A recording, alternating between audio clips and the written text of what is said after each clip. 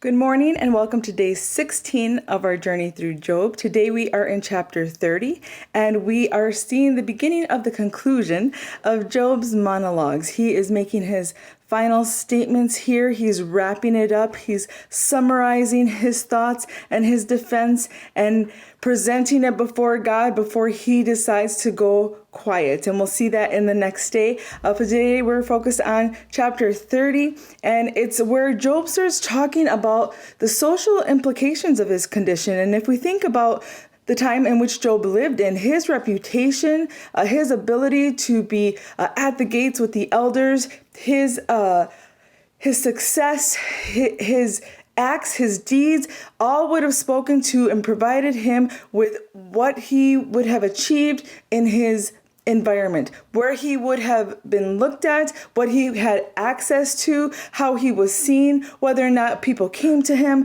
for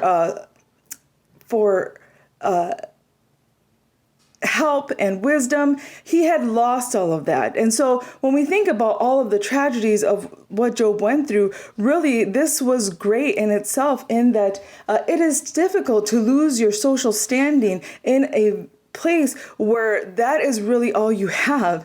And when you don't have that, now you've lost the respect and the support and the friendships that you had, but also the worth and the value that you had placed in those things. And so it's a very difficult place, but yet we can hear the hints of maybe what we go through, what we feel like, what our perspective tells us in times of difficulty, in that we may be actually shunned by our friends and family. They may disregard or say, you must have done something to cause this. They may avoid us because they don't know what to do or say in these circumstances, or they may come to our aid. They all rush our aid and surround us and fill our surroundings with voices, but not necessarily the ones that we need.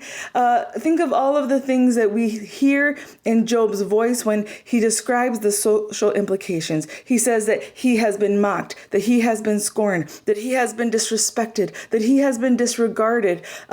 Even if there were those who were still near him trying to help his situation, because of the words they were using, because how harsh they became, because they focused more on the theories and theologies that they were defending than the relationship and the personhood of Job himself, imagine how lonely that can feel in times of pain, in times of suffering.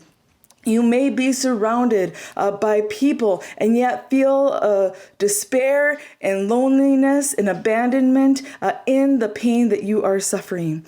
And so he says that he feels like a city under attack. And in verses 12 and 14, he says, "The rabble rise up at my right. They trap my feet and construct their siege ramp against me. They tear up my path. They contribute to my destruction without anyone to help them. They advance as though a gaping breach. They keep rolling in through the ruins." In other words, he feels surrounded. He feels overwhelmed. He is feeling like all is lost, that there's nowhere to turn, that there's nothing to defend him or surround him or protect him or provide him with some security. And then he says that relationally, his boundaries are down, but we also know that psychologically, in his thoughts, his boundaries are coming down.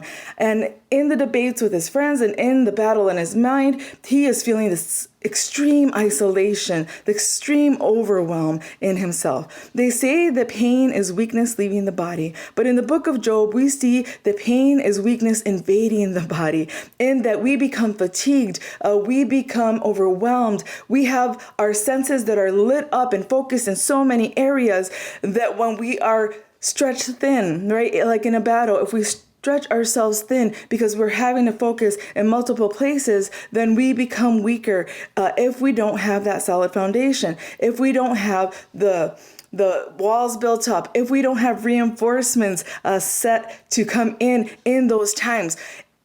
We know that we're going to have difficult times. The question is, how are we built up? What have we established? What have we set the groundwork for to help us in those times? Rather than being ashamed that we're going to have moments of weakness and doubt, what can we do? What can we prepare? Who can we recruit? Who can we talk to say, hey, in these moments, can you be that voice to speak to me? I am encouraged by your words. Could we remember when we see those who are struggling, to be that voice of light and help and breath to them, to encourage them that even if we don't see the end coming, even if we're not sure of the healing that is on the horizon, that we can be that voice of, I'm going to hope, I'm going to hang on to, I'm going to speak for you, I'm going to speak for both of us. I'm not positive about this, but I've heard of a God who restores. I've heard of a God who redeems. I've heard of a God who heals. And so I'm going to look in the horizon for us, and I'm going to call it out until the day we see it, even if I'm not sure. And too many times we can be afraid of saying the wrong thing, afraid of calling out healing and then being disappointed or discouraged, or what if it doesn't work out? But what if it does? What if it does? And did it help or did it hurt? Did it help us to keep going to the next day? Did it give us fuel to move on forward? Did it help give us breath and feel like we're not isolated and alone? Then it's worth it. It's worth it to go to the next day and then let God give the answer. We're not guaranteeing healing. We're not guaranteeing that God will show up. We're not guaranteeing that he's going to restore and redeem. He's doing the guaranteeing. We're just providing the news. Hey, I heard of a God. And maybe you can say it that way if you're not sure and you're hesitating to be that encouragement to someone else. Hey, I heard of a God who does this, this, and this. I don't know. Maybe that'll work out, right? Maybe that'll work out. And sometimes we can feel like, well, is that cruel? Isn't it the same as Job's friends debating that he had done something wrong? And yet, what does that bring? Does that bring life or death to the situation? If it brings life, a hope, it pushes me forward, it propels me, then let's say it. Let's encourage. Let's bring the truth of what we know about God and who he is to the circumstances of our lives today. So, Job, in verse 20, he says, I cry out to you for help, but you do not answer me.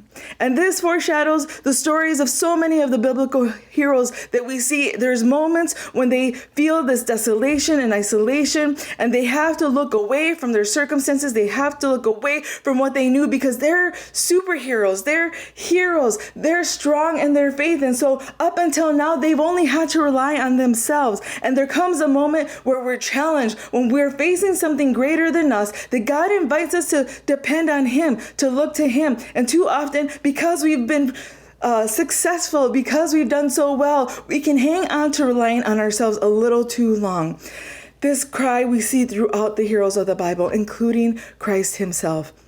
Because in Matthew 27:46, he says, my God, why have you abandoned me? Pain is difficult. Suffering alone, that's unbearable. And in times of pain and suffering or lack, the trauma can feel overwhelming, making us fatigued because biologically, your system will divert energy and attention to heal the injured area. And if we remember that Job's skin was on fire, he had so many things going on in his body that his attention, the energy from his mind and his digestive system and his adrenal system were all pushed out, trying to deal with the pain that was searing his body. And so would his mind feel weak and fatigued? Absolutely. Would his body feel weak and fatigued? Absolutely. Because our body was made beautifully and intricately by God himself to divert the energies, to divert the attention, to move all of its healing attention toward what is hurt. And so in those moments, we don't need to be ashamed that we feel discouraged, that we start to have questions. What God is asking us is to ask him those questions. Don't look somewhere else that can help you. Look to me who can heal you. Look to me who has the answer for you. You don't have to go in circles about this. Look to me and I will provide you strength. I will provide you encouragement. I will provide you healing. Our minds can be vulnerable and we can easily feel alone in these times. And the text here is telling us that Job had these doubts and questions as well. And when his friends and community mocked and abandoned him, it was hard. And we don't have to deny the difficult parts, the hard parts. Christ suffered pain as well. Christ was mocked. Christ felt forsaken. He felt abandoned. And that's the beauty of the story of salvation, in that Christ entered these places themselves to redeem them as well. well. If Christ felt them, if Christ encountered them, if Christ suffered through them, then there is no shame for us when we face the same things. But what he's asking us to do is not to stay in them. He's asking us to look to him, to move through them, to move forward. Christ moved through the pain and suffering to salvation and redemption, restoration and resurrection. And he's telling us that the same is available to us as well. We are not alone. In the darkest times, we are not alone. Deuteronomy 31:6 says, "Be strong and courageous. Do not be afraid and terrified because of anyone. For the Lord your God, he goes with you. He will never forsake you, and he will never leave you." I love that. Now, your reflection for today is this: when has pain made you feel isolated? How can you prepare to remind yourself that God is near in times of pain, loss, or lack?